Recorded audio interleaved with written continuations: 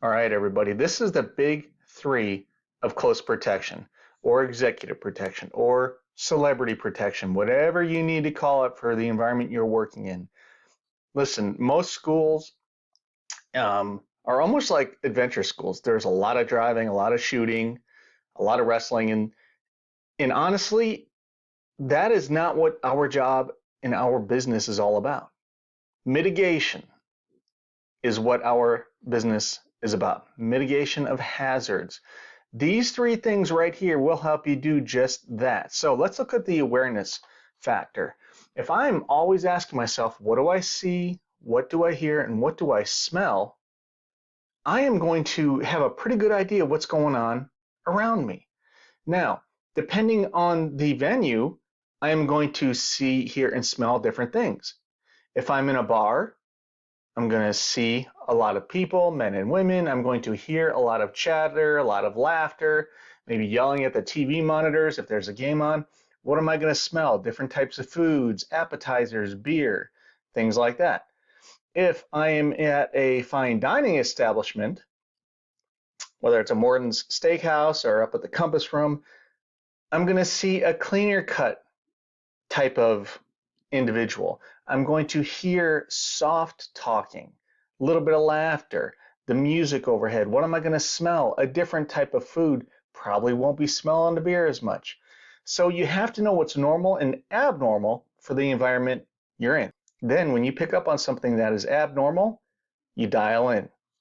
So that brings us right into anticipation. This ability is something that you are going to be able to sharpen by continuously studying previous incidents. Now, more important than watching an attack actually take place is studying the crowd and the environment prior to the attack. The more you do this, the more you will be able to assess and get a feeling, almost a tactile feeling of the heartbeat of the environment that you're working in. That way, when you go back up to those first three questions, what do I see, hear, and smell? You'll be able to identify more quickly what is normal and abnormal. And then hopefully that will give you a split second advantage to avoid what's about to go down. All right, so how do we phase into avoidance? Well, let's go start back up at the top. You're looking around, you're scanning the area, you sense that something is wrong. Then when you pick up on the different behaviors in the crowd and you see most people cheering and then you see a couple of really quiet people in each corner of the room, you're like, okay, I've been here before. I'm anticipating some problems. So that phases us right into avoidance. We have to have team communication and protocols as well as protectee communication and protocols. So with the team, we do a hand signal, maybe it's a radio call, and a certain formation flares out. Or maybe a lot of times a Spartan circle type of formation will collapse in.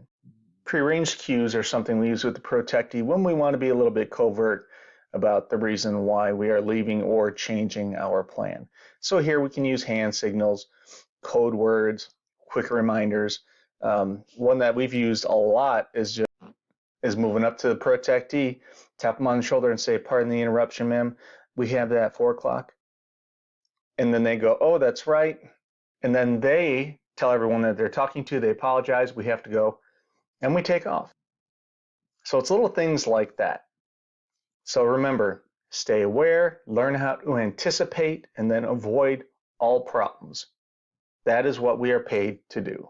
So don't get caught up in that whole idea of being a bodyguard and running around fighting people, gunplay, driving, like a bat out of hell, because those things are easily taught skills. But the value that you can bring to your client is this: the awareness, anticipation, and avoidance of any problems, be it physical threats, reputation threats, fans, autograph seekers, interruptions to their regular schedule, doctor's appointments, and things of that nature. So focus on these three things and you'll become that much more of a professional.